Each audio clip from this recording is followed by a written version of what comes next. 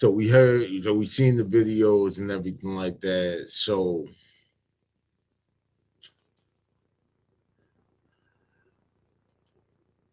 now we get into the whole, drop your flag challenge. Now, Hocus, from my understanding, is the nigga who really started the whole drop your flag, challenge. At least the first one I saw, like leading the movement, the way 21 Savage started to fuck the streets, fuck the sidewalk.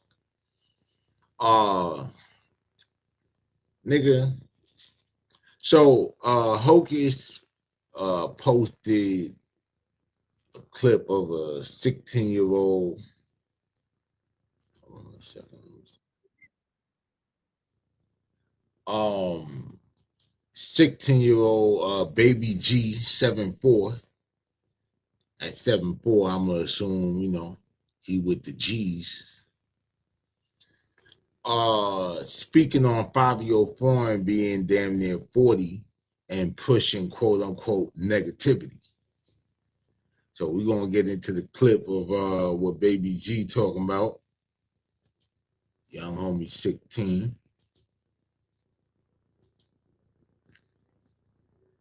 Shout out to Hocus for a fish. Ain't no way I'm 16 with a more mature mindset than a 40-year-old. Free everybody locked up, but let's be real. Some went to rehab, came back, and still moving the same way he was when he was high. Either the drugs really fried his brain or he's deep in an identity crisis. He made a list of the real niggas in New York and left himself off the list. That alone should tell you something. You ain't show up for your day ones when they was home. Why should we expect you to show up for them when they in jail? Here's some advice. Stop trying to be like Meek Mill. Be yourself. You're too old to be wanting to live like another man. Go do something positive for your community. Be a role model. You an addict, right? Step 10 is about ongoing self-awareness and accountability. Checking yourself, owning when you're wrong, and actually growing. A real stepper moves with accountability. You can't even manage self-awareness. 5-year-old Foreign should be pushing peace because crashing out at his age isn't street. It's pathetic. From a little nigga to you, get clean, get focused, and leave better. Ain't no way I'm 16. All right. So that's baby G. Right? Shout out to him. You know what I'm saying? Like, he definitely talking, with some sense. I ain't gonna take that from him. What I am gonna say, and I saw he thanked Hocus for posting the joint, and Hocus was like he appreciate him and shit. And so the wild shit about it is that nigga, the nigga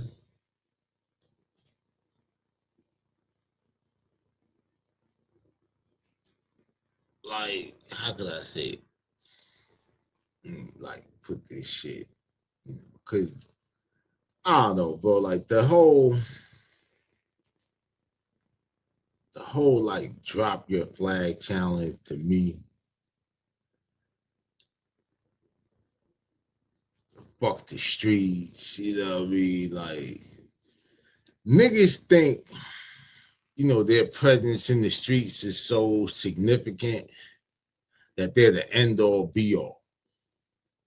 You know what I'm saying? I also think it's funny how niggas spent their entire life being friendly, extorted followers, because essentially that's what a lot of gang members find themselves in. Like, they really join a gang to get like some protection or some motion. And then you sit here and you got to give a piece. Like, anything that you come up on, it's almost like how the mob is. It's just that the mob got like a little more insurance, a little more connections and shit. But it's like you got to kick something up. Everything you make, if you become a big rapper, you're gonna have to kick some bread back to the to the set. At least that's the position some of these niggas be finding themselves in. You get what I'm saying? But then these are the niggas that want somebody to follow them. See, the weird part about society these days is like, I never believed in anyone that was really on that activism shit, like especially once I became like a teenager, young adult. You know, I don't believe in the idea that somebody's just gonna swoop down and save the communities. The whole stop the violence shit is a joke, like I always say, because if you read the Bible, the Quran, any history book, you can't show me a era in history of man when the world wasn't violent. Now the message from the young homie, you know what I'm saying? It's a good message. You know what I'm saying? Like, especially for the like young niggas on the internet. You know what I'm saying? That ain't that kind of on the fence. Like you ain't all the way crashed out. You ain't knee deep yet.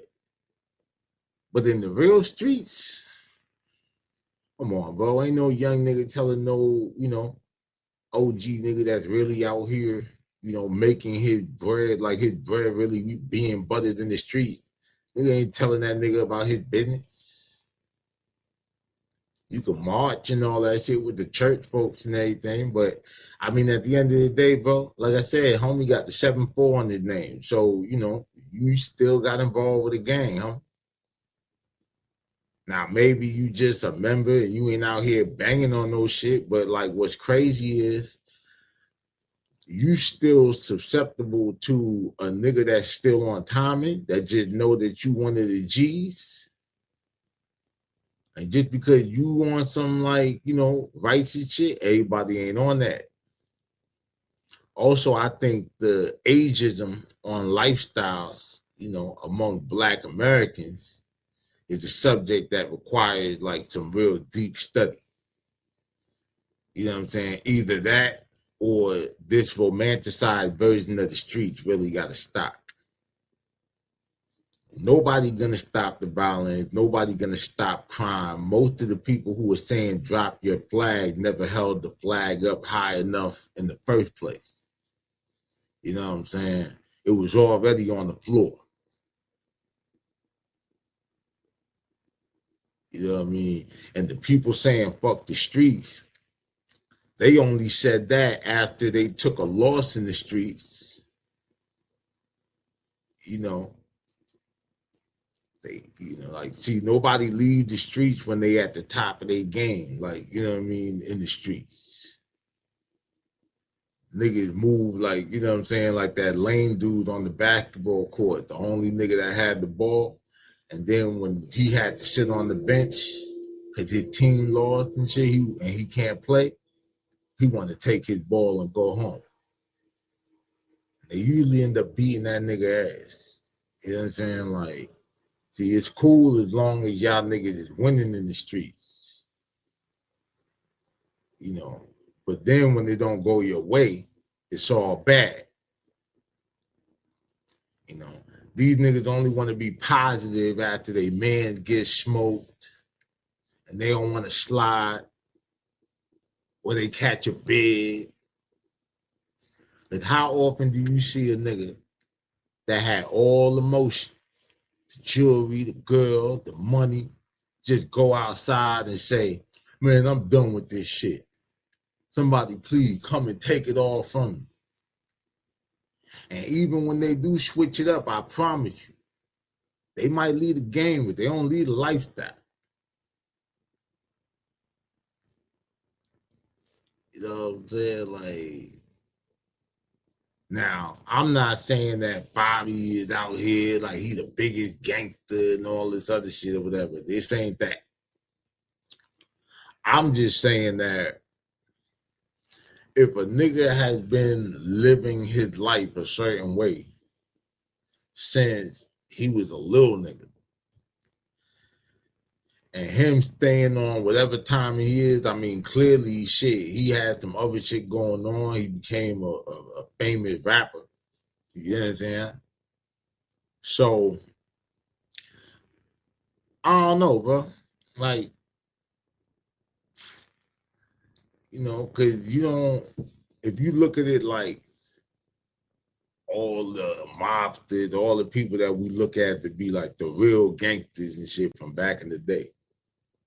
Them niggas ain't say, oh, I'm 40, I'm about to, like, I'm gonna go and hang it up. I'm gonna go home. Nigga, like, motherfuckers be dying, you know, 60, 70, 80 years old, you know, if they live that long and shit, and still damn near be the boss of the family, calling shots and shit. But you know what I'm saying? To like the crazy shit about it is this. It's like pick one. All right, nigga too old to be in the streets. Nigga too old to be a rapper. But if that's the shit that's really been keeping a roof over your head, keeping you fly, living the lifestyle you wanted, you think that a nigga is just going, you know? Come on, man. Make it make sense. But let me know what y'all think of it in the comments, man. That's how I spill. Drop your flag. It's Fuck Your Streets All show. Well, fuck the streets. You know, is it all for show? Is it the new gang movement? New hybrid gang? Bunch of dropouts. But hey, y'all know what the hell going on. It's our show for the day. Mafia Material Mobcast, episode 67. Make sure you hit that like and subscribe button. Smash that notification bell if you're really mobbing with the content. And as always, stay dangerous so you can be safe. It's your boy Daalight, Daalight TV.